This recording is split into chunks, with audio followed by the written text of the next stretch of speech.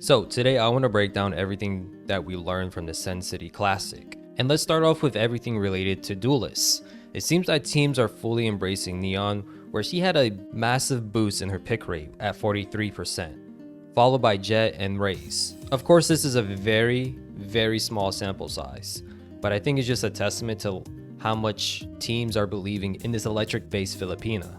Based on the stats that we see here, I guess you can say Zekin was the best, followed by Mata at this event, as well as the fact that I have a little bit of egg on my face, right? I judge Mata mainly based on his past games where he played against better tier 2 teams, which he had a lot of highs and lows, and towards the end of the season, he had a lot more lows than highs.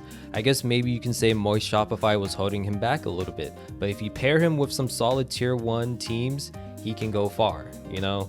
To a point where it's safe to say that NRG are going to be in good hands.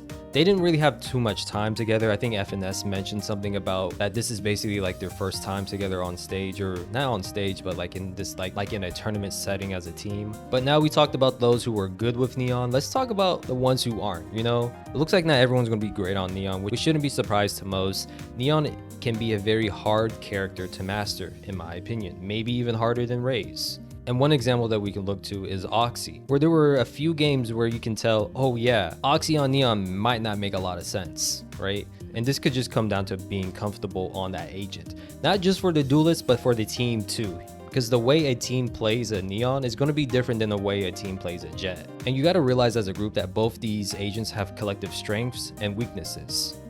That you as a team have to mitigate the weaknesses and play to their strengths. Neon, in my opinion, is less self-sufficient than Raze and Jet. I mean, like, yeah, when Neon has their ult, you can say, yeah, Neon, go kill, right? But outside of that, I feel like the team really needs to be helping Neons clear corners and feel comfortable getting onto site too. And it's also interesting to see as like Neon's pick rate increases, Cypher's does as well. Mainly because I see Cypher as like a little bit of a hard counter to Neon. But to get back to Oxy, even though he struggled on Neon from time to time, his Jet was the complete opposite. He was just dominating people. You can even say he was the #1 Jet at this event, right? Sentinels didn't play Jet once, which again is a testament to like a team's comfortability with that agent. I remember last year, early 2024, Sentinels really struggled on Jet maps and when they played Jet too. You know, some people were saying that Zekin was just bad on Jet, while the team themselves were saying that they didn't know how to play and utilize Jet to her best of her abilities at the tier 1 stage. So with all that tied together, you can say that Sentinels in general just did not feel comfortable playing Jet. And I wouldn't be surprised if this is a trend that we continue to see in 2025 where they shy away from this agent, and if they really need an offer, maybe they play a little bit of Chamber instead, seeing how he has more value in my opinion now than he did in 2024. And if anything, we can also say that Neon is most likely going to be eating more into Raze's pick rate than Jet's, in my opinion. And this is really like just map dependent. For example, with Sunset at Masters Madrid, that was a Raze map. You would basically only see Heretics play Neon before the Neon buffs on that map. Then when Champs came around, whoa, you saw a lot more people playing Neon on Sunset, which was thought of as just Raze's domain. However, if you still enjoy seeing this high-flying Brazilian agent in games, you don't have to worry too much, because Raze still has bind and split. Some teams might experiment with double dive on split, but as long as those two maps are in the rotation, we'll still see Raze being played. I really feel like people need to stop with the whole Oxy and Friends narrative. This team is representing the Americas and Red Bull's home grounds for a reason. Each of their members have shown flashes of greatness. Rossi looks like he's decent at what he does. Vic is an astounding talent who came from the same team as Mata, I believe. But the question with C9 is going to be, can they make actual deep runs into the playoffs, of America's playoffs to be exact, and possibly even reach an international stage in 2025? I remember seeing like a Reddit post talking about the Zeppa line, saying that if you're above Zeppa, you're above average. If you're below Zeppa, you're below average, you know? Which is kind of funny, and I'm pretty sure they didn't mean to be disrespectful to Zeppa at all. Any team will be happy to have him, I'm sure. But that kind of made me think, like, why stop at the Zeppa line? Why not just say the C9 line? You know, it kind of rhymes too. If you're better than C9, you have a pretty good chance at making it to champs. If you're worse than C9, you probably need to really do something to change yourself if you want to make it to champs, you know? So if C9 continues to struggle in the playoffs when it comes to 2025, maybe we can make this a thing, the C9 line. Next, we have the organization that hosted this event, Sentinels. They still look pretty good. Yeah, they couldn't really get over NRG towards the end, but I still have faith in this team. I'm still not the biggest fan of John QT on Initiator. I feel like it's asking way too much from an individual to be a solid IGL who frags and provides A1 support utility. I personally feel like that's a lot to ask for somebody to be like a top 10 in each of those categories. Right, and yes, he did do well versus Evil Geniuses, but come on guys, it's Evil Geniuses. I do want to mention he did have a bad first blood to first death ratio. I still prefer him on either Sentinels or Smokes.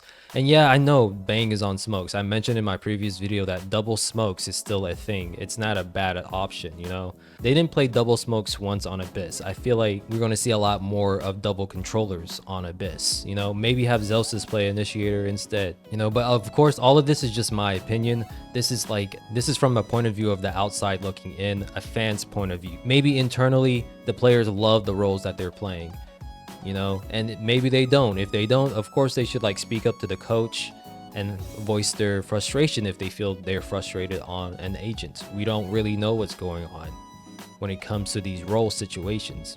Nere still looks decent on Sentinel. He has some shaky moments on these roles, but maybe both him and John QT just need some more time to adjust and perfect them, you know? Again, I'm not completely worried about Sentinels. I don't think it's time to push the panic button yet. You might not even need to. Like, from top to bottom, this is a very talented organization.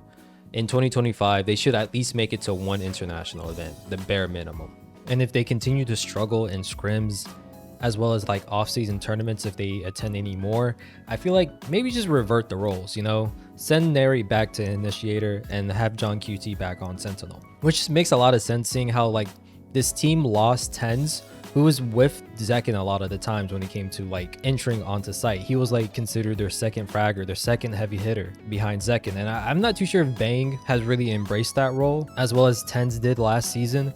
So why not just have Nere go back to Initiator and fill in that like second fragger option that we know he can do and has done in the past. Which, yeah, sometimes his utility usage wasn't perfect, but it's kind of hard to find a player whose utility usage is going to be perfect and correct 100% of the time. Like, I remember in 2023, there were so many people who were flashing their teammates with Sky, but they still won games. I won't spend too much time on NRG because I feel like I talked about them for a while already, but they did great. If you're an NRG fan who put a lot of stocks into them, I'm guessing you're going to the moon at this point. They did great. They did have a little bit of a slow start. They were rocky and looked pretty weak against certain teams at the beginning, despite winning against said teams, but towards the end, they came out as convincing number ones in this small off-season tournament. Of course, a lot can change now to the beginning of 2025, but it looks like the addition of Verno and Motto is great. I know some of the casters and the talent for Sen Classic were talking about how they basically picked up 2 narrates, and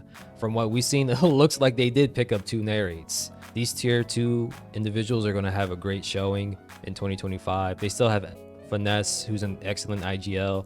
Som can still click heads, and Ethan is now in a more comfortable role as a second play caller and support / flex player, you know, the role that he was able to win a championship with. I feel like just based on what we've seen, this is definitely going to be a scary team to go against, and they're going to be very fun to watch in 2025. And lastly, we have Evil Geniuses, whose roster is still in fluctuation apparently, and based on this tournament, we can say that they love Vice. Maybe a little bit too much, you know? We thought we were going to see Chamber, you know?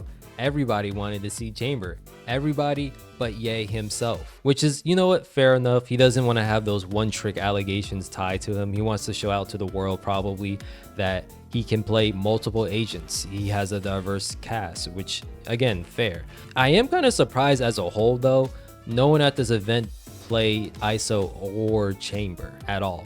I feel like they do have space to be useful for a team. And hopefully in 2025, there is going to be a few teams that say, screw this whole mid-maxing agent utilities, we're just gonna ball out with one or both of these agents, you know? But to get back to Evil Geniuses, they definitely look like the weakest team at this event, but at the same time, it looks like some of these individuals are getting better than they were at the beginning of 2024, especially Superman. He had flashes of brilliance, but it just seemed like he couldn't be consistent, but throughout this tournament, he increased that consistency for Evil Geniuses. The only question with Evil Geniuses though is like, who's going to be on their roster? And is the final version going to look quite formidable? You know, only time will tell. For now, it just looks like Evil Geniuses are setting themselves up for, at best, a great underdog story for the year 2025. But yeah, you guys let me know down below how you felt about the Sen Classic tournament. I personally liked it from beginning to end, from the few of the matches that I was able to see. But regardless, stay safe, be KDA Warrior, and I'll see you later.